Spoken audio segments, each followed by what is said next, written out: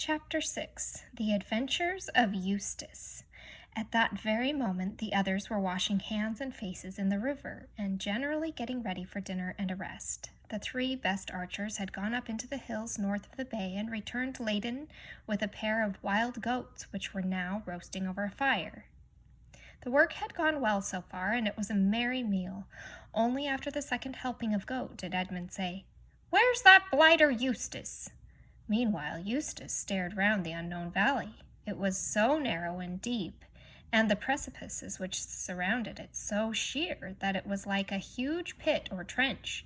The floor was grassy, though strewn with rocks, and here and there Eustace saw black burnt patches like those you see on the sides of a railway embankment in a dry summer.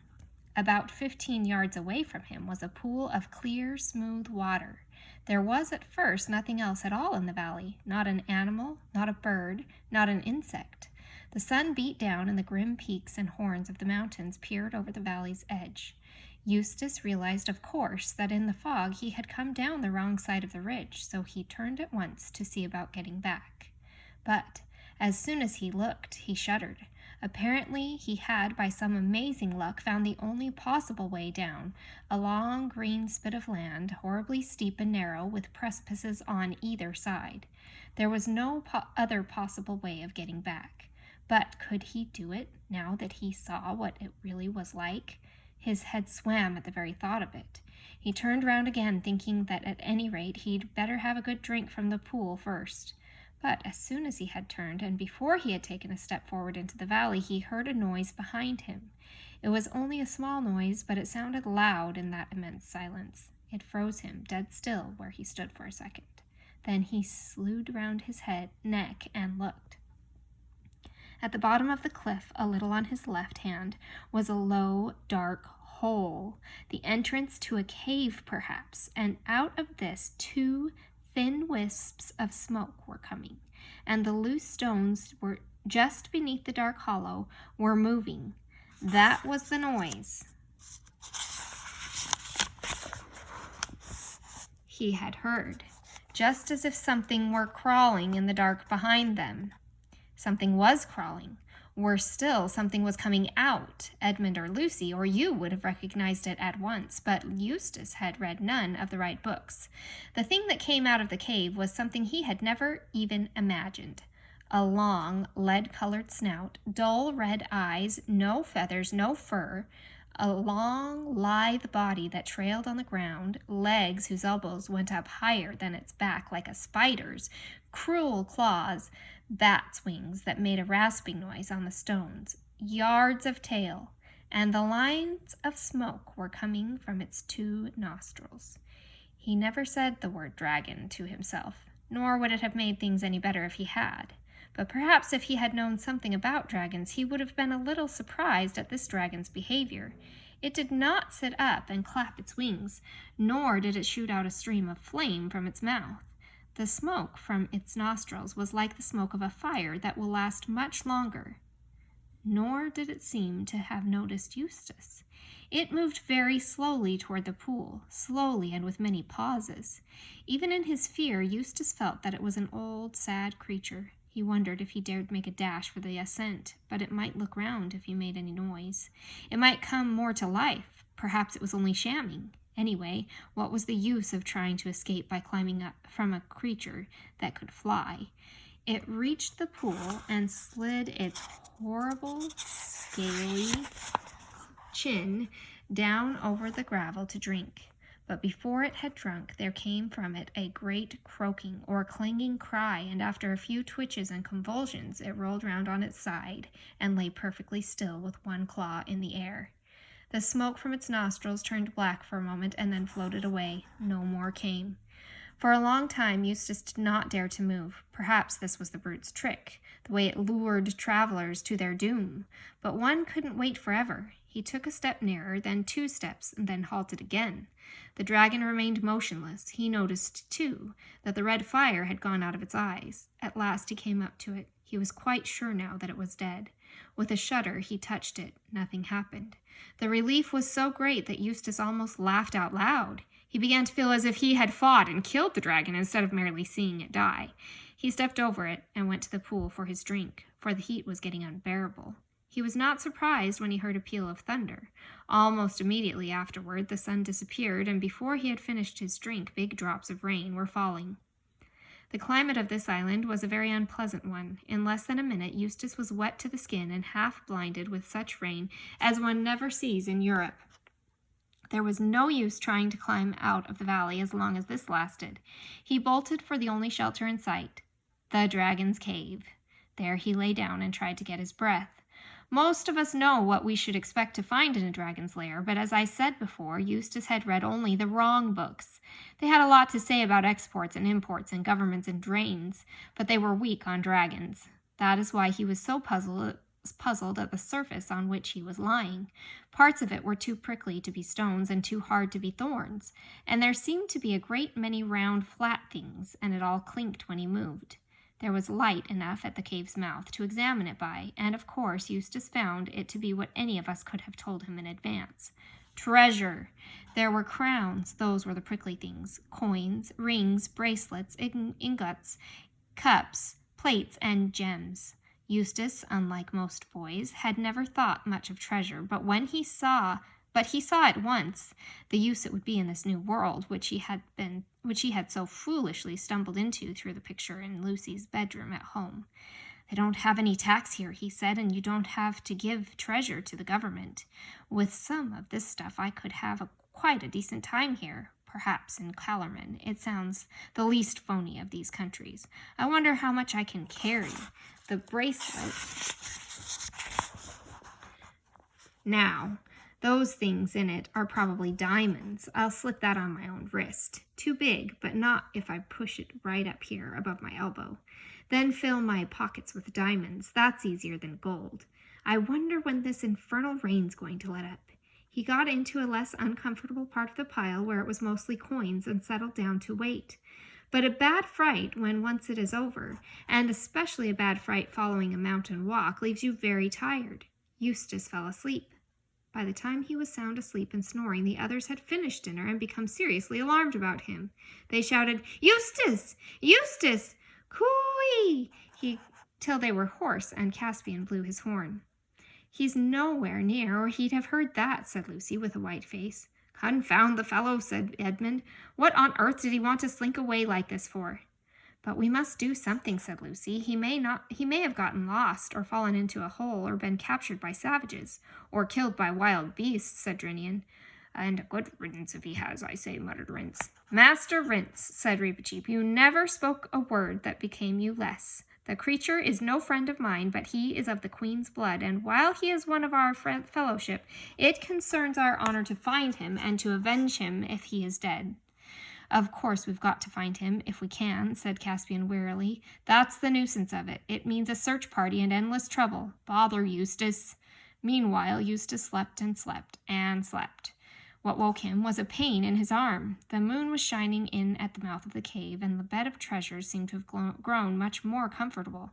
In fact, he could hardly feel it at all. He was puzzled by the pain in his arm at first, but presently it occurred to him that the bracelet which he had shoved up his elbow had become strangely tight. His arm must have swollen while he was asleep. It was his left arm. He moved his right arm in order to feel his left, but stopped before he had moved it an inch, and bit his lip in terror, for just in front of him and a little on his right, where the moonlight fell clear on the floor of the cave, he saw a hideous shape moving. He knew that shape. It was a dragon's claw. It had moved as he moved his hand, and became still when he stopped moving his hand. "Oh, what a fool I've been," thought Eustace. "Of course the brute had a mate, and it's lying beside me." For several minutes he did not dare to move a muscle. He saw two thin columns of smoke going up before his eyes, black against the moonlight, just as there had been smoke coming from the other dragon's nose before it died. This was so alarming that he held his breath. The two columns of smoke vanished.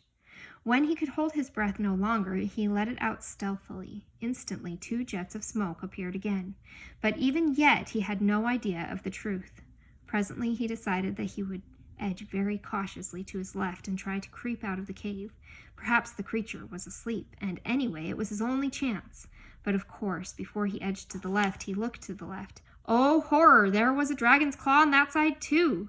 No one will blame Eustace if at this moment he shed tears. He was surprised at the size of his own tears as he saw them splashing on to the treasure in front of him. They also seemed strangely hot. Steam went up from them. But there was no good crying. He must try to crawl out from between the two dragons. He began extending his right arm. The dragon's foreleg and claw on the right went through exactly the same motion. Then he thought he would try his left. The dragon limb on that side moved too.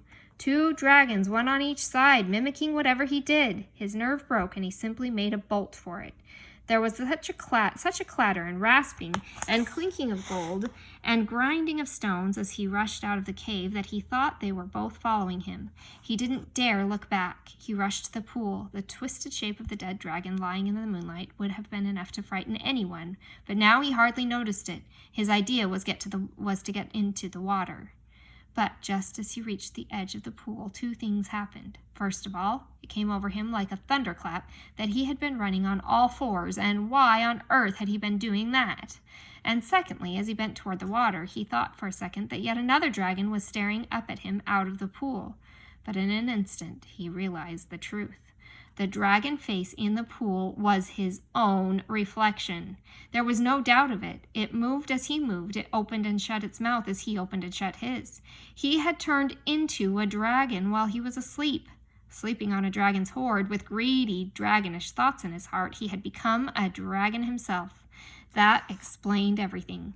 There had been no 2 dragons beside him in the cave. The claws to the right and left had been his own right and left claws.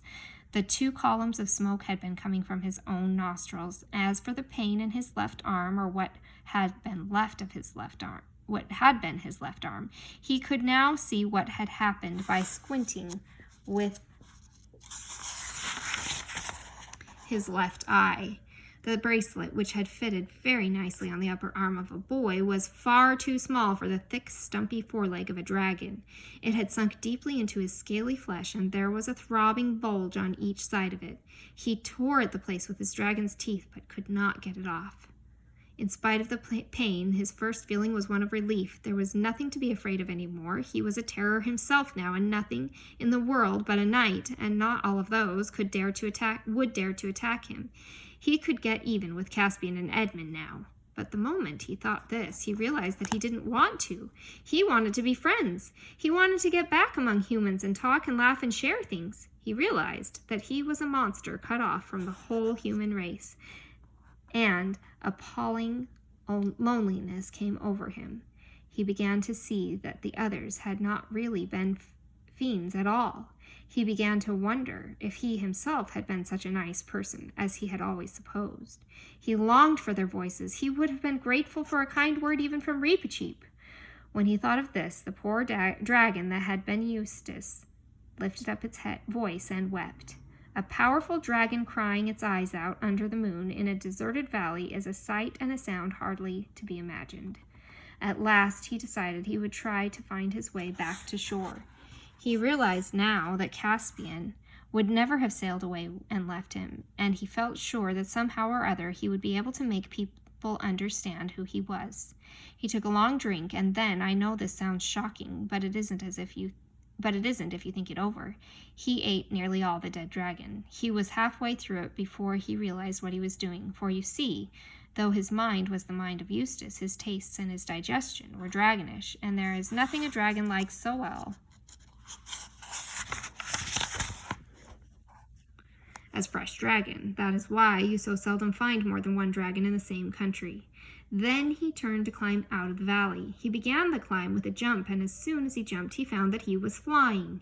He had quite forgotten about his wings, and it was a great surprise to him, the first pleasant surprise he had had for a long time. He rose high into the air and saw innumerable mountaintops spread out beneath him in the moonlight. He could see the bay like a silver slab, and the Dawn Treader lying at anchor, and campfires twinkling in the woods beside the beach. From a great height he launched himself down toward them in a single glide. Lucy was sleeping very soundly, for she had sat up till the return of the search party in hope of good news about Eustace. It had been led by Caspian and had come back late and weary. Their news was disquieting. They had found no trace of Eustace, but had seen a dead dragon in the valley. They tried to make the best of it, and everyone assured everyone else that there were not likely to be more dragons about, and that one which was dead at about 3 o'clock that afternoon, which was when they had seen it, would hardly have been killing people a very few hours before. "Unless it ate the little brat and died of him, he'd poison anything," said Rince. But he said this under his breath, and no one heard it. But later in the night, Lucy was wakened very softly and found the whole company gathered close together and talking in whispers. "What is it?" said Lucy.